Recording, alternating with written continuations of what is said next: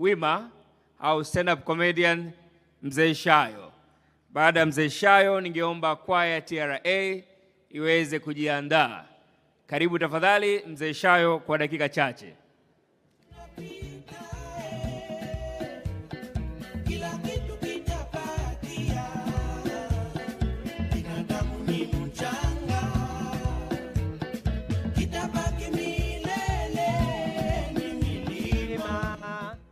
Kitabaki milele ni milima, weka hiyo kichwani. Kitabaki milele ni milima.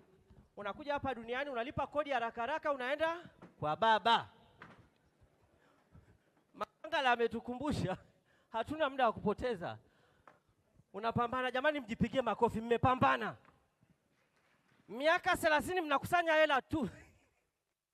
Yaani mnafanya hivi 30 years.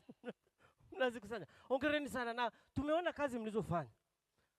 Serikali imepambana kupitia mama yetu Daktari Samia Suluhu. Mungu akubariki sana mama. Kazi kubwa, maendeleo tumeona.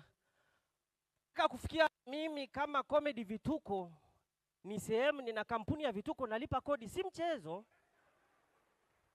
Nisi na ofisi, sema ofisi ni ili koti, sema kuna kodi ya koti. Kuna, lakini serikali inapambana na sisi tunamshukuru Mungu, TRA wameweza. Mimi najiuliza, ile mara ya kwanza tu wananchi walikuwa hawajui mambo ya kodi, hawajui issue ya kulipa kodi.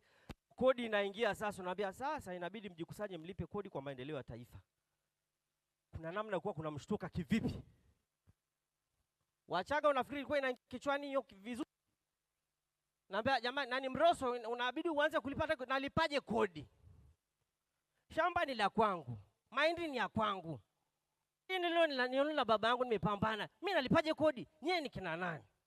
Nasema inabidi ulipe kodi kwa maendeleo ya taifa Mroso. Anasema haiwezekani. Mimi nalipaje madeni? Yesu Kristo alishakufa msalabani, kashatulipia madeni yote. Mimi nalipaje deni? Unaambia ukilipa kodi utapata hospitali, utapata shule, utapata maendeleo. Akasema sawa. Ina maana hiyo shule Mkapa na Nyerere walishindwa kujenga? Akuja pale anasema ili mimi nilipe kodi kama Mroso, niambie mimi nitapata nini hapo? Mchaga lazima aulize atapata nini hapo? Naambia kama kwenye hiyo shule au hiyo hospitali mkifungua hiyo shule au hospitali, mimi hospitali nitalipa kodi, lakini nataka mnipe tenda kusambaza sindano. Ile irudi. Lakini ilikuwa tofauti kwa Wazanzibar. Wazanzibar hawana shida. Afisa wa kodi amefika pale, asalamu alaykum, salama, habari ya leo? Salama, mimi ni afisa TRA. Karibu baba, kwanza usisimame. Nani mdala, mlete kitu huyo akae. Karibu afisa. Mimi nimekuja kudai kodi. Ngoja nikuletee.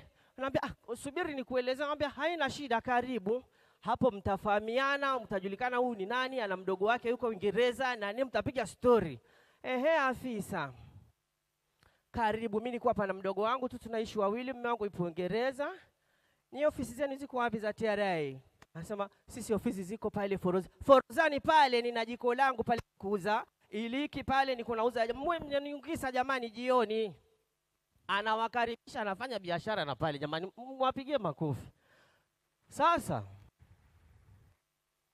mimi andika, nataka nitoe ushauri kidogo. Ili kuchochea kodi ziongezeke sasa. Ili mkitaka Wachaga walipe kodi. Kwanza, bia moja uzeni 400,000. Bia moja 400,000. Wachaga hawezi kukwepa hiyo kodi. Watanunua tu. Sema ni bia za ndoo. Unakunywa bia ya kwenye ndoo. Alafu kwa wale watu wa sigara moja iuzwe 160,000. Kisha 160,000, kiberiti 1,000,000. Kwa hiyo unanunua sigara, unasubiri utafute hela sasa ya kununua kiberiti. Alafu naona na wale watu wa usiku wanakuaga na zile dorime. Ile wanaita sio maboto wale dorime. Unajua wale ni mabillboard TRA, tukiangalia kwa makini mabillboard yale. Ile ile kinywaji pale labda wauze 30,000. Ile billboard wanalipia 1,000,000. Uone. Na nashauri jamani TRA tuangalie hii magari yamepanda sana bei. Mimi nashauri kwa mfano Gari hamna mtu amelitoa China, Japani mpaka limefika hapa. Kwa mfano kama IST iuzwe laki mbili ya IST. Ila sasa tairi imeharibika, tairi ni 2.5 milioni. Sikashanua gari. Hatafanya nini? Fuel pump 1 milioni 2. Amna ile maji ya Wepa yanauzwa 900,000. Mmeingiza hela, mjaingiza hela. Nashangaa mnaangalia, kuna bodaboda nyingi sana. Tupunguze bei ya bodaboda. Bodaboda moja iuzwe 20,000. Element 2 milioni. Kashanua bodaboda, ataacha kunua Element, mtamfunga. Umeelewa? Kwa lazima tupambane. Alafu sasa jinsi kuboresha hii ukusanyaji wa kodi. Kuna watu wanaitwa viwa vijeshi. Kwa mfano kama ukipita Mwenge pale, kuna wale vijana hawataki kujua unataka kuoshewa kioo cha gari au gari lako ni safi sio chafu, wao wanamwaga maji ya mapovu wanafuta. Wale watu tukiangalia tuwaingize kama TRA wawe maafisa kodi. Wanakaa pale Mwenge wataleta kodi kwa sababu wataki kujua. Wanafika pale wanamwaga, wanafuta, wanamaliza, wanakupa EFD, lipa. Mnaingiza kodi. Mnaingiza kodi. Alafu kodi nyingine, tuwe tuna kodi za uchafu. Gari ikipita chafu, faini. Kaoshi 2 milioni. Na TRA hapo tunapata fursa, mtafungua kaoshi, mimi nitaisimamia. Ya faini hapo. Kwa mfano serikali imefanya kazi kubwa sana. Arusha kulikuwa kuna sehemu watu wanakabwa, wananyongwa. Sasa hivi mambo yamepungua kidogo. Lakini tukiangalia hili swala la kunyongwa na hivi kukabwa, kwa mfano kama Ungalimited au Temeke kule, kuna kodi ya kunyongwa. Yaani mtu amenyongwa, unamwambia sawa umenyongwa, tupe receipt. Umenyongwa shilingi ngapi? Anatoa receipt, umeibiwa TV, tupe receipt ya kuibiwa TV. Anatoa pale. Na niangalia hapa wote, Mungu ataisaidia. Mkiondoka duniani, mtakuwa mmeondoka kwa amani kwa sababu mmeacha legacy. Ogopa unaondoka duniani hujaacha legacy yoyote. Yaani umeondoka tu kama yaani kama yule alikuwa hapa kweli huyu. Kwa hiyo ukiangalia watu wote hapa na kuna tofauti mbili. Kuna tofauti kati ya kuaga dunia, mtu anayeaga dunia huyu ameacha hela, ameacha mali, watoto wamesomeshwa PhD, kila kitu, hela ipo, future ipo. Anaaga dunia. Na anaenda na ripoti ya hospitali, alikuwa ametibiwa Uingereza, ametibiwa Malaysia, ameenda kafika South Africa kidogo, akajisikia vibaya, kaita familia yake, wakakaa, akamwambia jamani mimi naaga, akafa. Sasa kuna Mrosso. Mrosso huyu anapoteza maisha. Yaani Mrosso ni ghafla kwa sababu alikuwa anatafuta maisha, ghafla anapoteza maisha. Unaambia Mrosso amekufa. Tulikuwa na jana tu jamani Mrosso. Yaani hana medical history. Ni jana tu alikuwa analewa. Yaani ni ghafla mtu ameenda. Kwa hiyo tujitahidi jamani, tuage dunia tusipoteze maisha.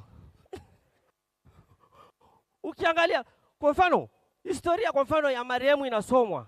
Inakuwa tu tajiri akifa au mtu ambaye ameacha legacy. Inasaidia kwa sababu tajiri hata MC anakuwa anapata kazi rahisi. Na watu kwa mfano wako kwenye msiba wake, wanatumia msiba kuconnect, kutafuta connection kwenye msiba. Jamani tujitahidi msiba wako watu kutafuta connection. Wanakuja pale, poleni sana. Profesa alikuwa mtu mzuri sana. Wewe uko wapi? Mimi niko makao makuu LATRA. Wow. Nina mtoto wangu hapa. Pole. Yaani wamepeana pole, imeisha. Wanaendelea na fursa. Sasa akifa Mrosso inakuwa ni kizungumkuti kwanza. Kwanza msiba unakuwa na vikundi. Ghafla tunaomba jamani wana ndugu tukutane chini ya mti, hela haitoshi. Mungu awabariki jamani. Ukiondoka hapa kumbuka usipoteze maisha, ufanyeni uage. Unaondoka unaaga hivi. So unaacha madeni, watoto wanalalamika, mchungaji akija kwenye msiba badala ahubiri mambo mema uliofanya anaanza kuwaonya watu. Vijana msivute bangi. Bangi ni mbaya, unaona? Huyu amelala hapa. Atuletea shida sana. Watu wanashukuru ile balaa imeenda. Mungu awabariki jamani. Asante, makofi mengi kwa mzee Shayo.